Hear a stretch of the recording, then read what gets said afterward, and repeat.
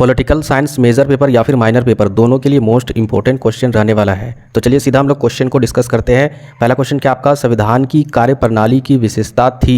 संविधान की कार्यप्रणाली की क्या विशेषता थी आपको बताना है। देखिए ऑप्शन पर आप मत जाइएगा, अगर आपको आंसर आता है तो आप डायरेक्ट उसको याद रखिएगा, क्योंकि आपके एग्जाम में ऑप्शन नहीं रहने वाले हैं। तो इसका उत्तर होगा आपका समझौते और समन्वय की भावना के आधार पर। आगे बढ़ते हैं, नेक्स्ट क्वेश्चन आपका दूसरा नंबर, संविधान की आत्मा है। तो संविधान की आत्मा प्रस्तावना को बोला गया है और यह एक उद्देश्य प्रस्तावना थी। ठीक, संविधान की प्रस्तावना की आधारशिला है। संविधान की प्रस्तावना की आधारशिला क्या है यह आपको बताना है। तो इसका उत्तर हो जाएगा उद्देश्य प्रस्तावना। आगे देखिए नेक्स्ट क्वेश्चन आपका 4 नंबर, 42वें संविधान अधिनियम द्वारा प्रस्तावना में जोड़ा गया था। 42वें संविधान अधिनियम द्वारा प्रस्तावना में क्या जोड़ा गया था। तो देखिए यहाँ पर समाजवादी पंथनिरपेक्ष या फिर समाजवादी लोकतंत्रात्मक या फिर लोकतंत्रात्मक समाजवादी या फिर धर्मनिरपेक्ष समाजवादी।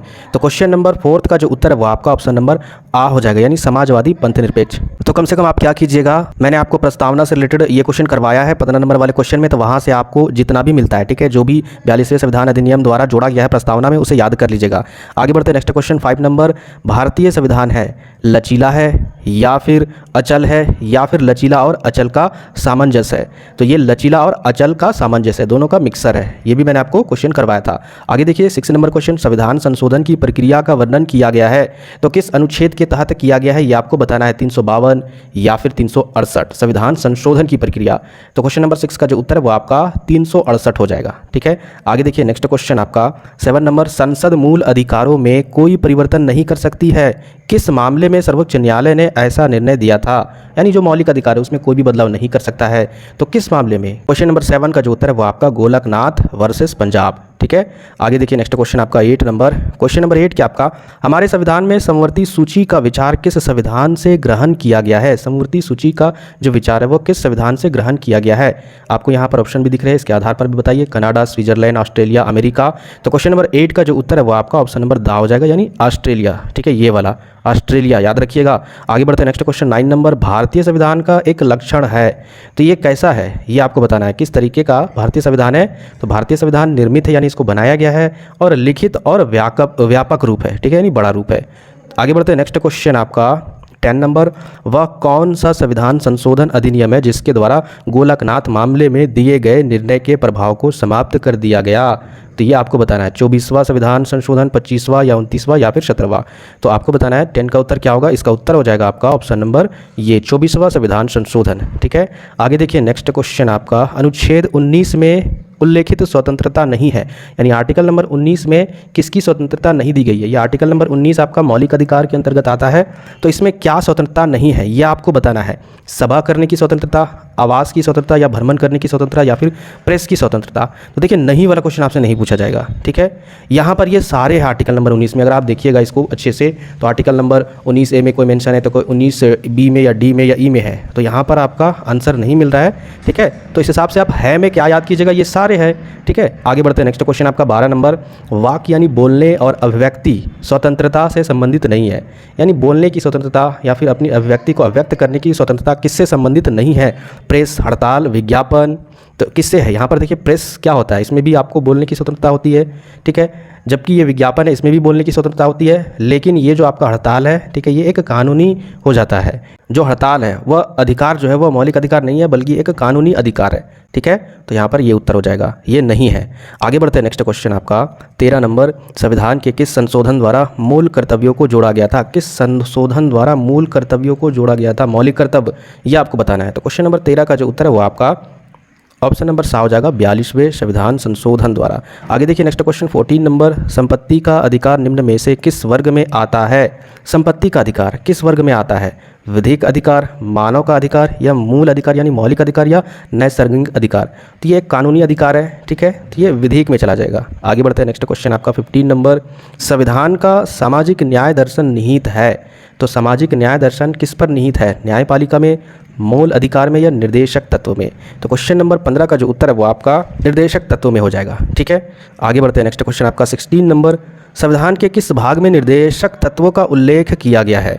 तो भाग 3 में आपका मौलिक अधिकार है, भाग 4 में आपका निर्देशक तत्व है, या फिर निर्देशक सिद्धांत भी रहे तो दोनों एक ही चीज़ है। ठीक है, तो भाग 4 में ये उल्लेखित है। ठीक है, यानी 16 का उत्तर हो जाएगा भाग 4 में। अगर अनुच्छेद पूछे तो 36 से 51 तक। आगे देखिए 17 नंबर, ये सिद्धांत ऊंचे ऊंचे आदर्शों की घोषणाएं हैं, यह वक्तव्य किसके बारे में कहा गया है? तो क्वेश्चन नंबर 17 का उत्तर हो जाएगा निर्देशक तत्व। ठीक है, निर्देशक तत्व ही हो जाएगा। ठीक है, यानी ये सिद्धांत, यहाँ पर सिद्धांत से आपको ट्रिक बना लेना है, यानी निर्देशक सिद्धांत। ठीक है, जिसमें कहा गया कि ऊंचे ऊंचे आदर्शों की घोषणाएं हैं और यह वक्तव्य उसी के बारे में बोला गया है। आगे देखिए क्वेश्चन नंबर 18, गांधी विचारधारा से संबंधित निर्देशक तत्व क्या है?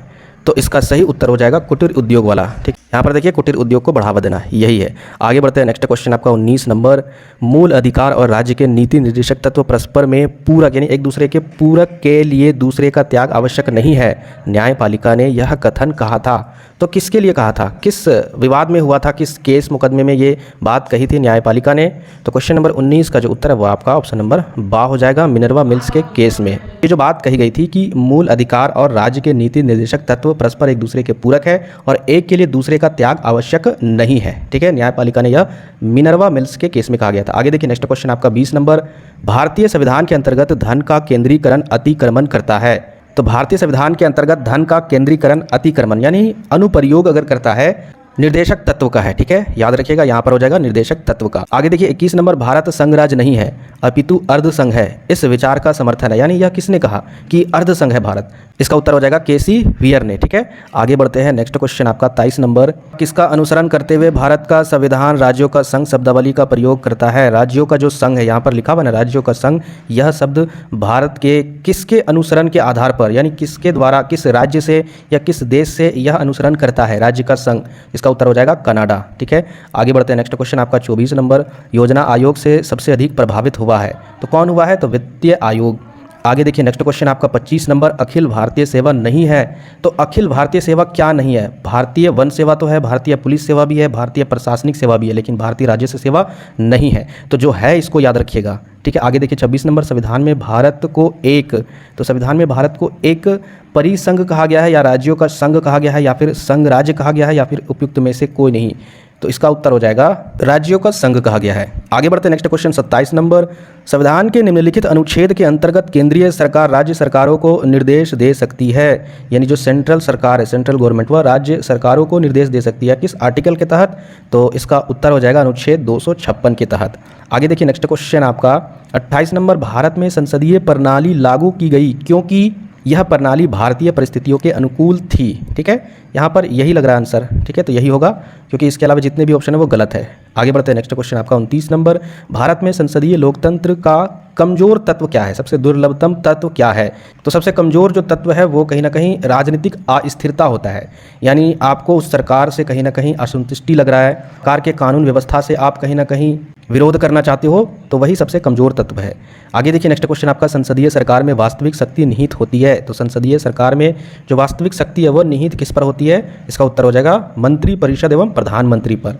ठीक है, वास्तविक शक्ति उसी पर ही निहित होती है, किस पर? प्रधानमंत्री एवं मंत्री परिषद पर। आगे देखिए नेक्स्ट क्वेश्चन आपका 31 नंबर, मंत्री परिषद उत्तरदायी होते हैं, तो किसके लिए? तो लोकसभा के प्रति उत्तरदायी होते हैं जितने भी मंत्री परिषद होते हैं। आगे देखिए, संघ की कार्यपालिका शक्ति निहित है, तो संघ की जो कार्यपालिका शक्ति है वह निहित किस पर है? तो राष्ट्रपति में है। आगे बढ़ते हैं, नेक्स्ट क्वेश्चन आपका, भारत के राष्ट्रपति का वेतन, देखिए ये बहुत पुराना है, ये आपका 1.5 लाख, यहाँ पर आप ये भी लिख सकते हो लगभग 4 लाख इसको बढ़ा दिया गया है। ठीक है, तो आप 4 लाख भी लिख सकते हो।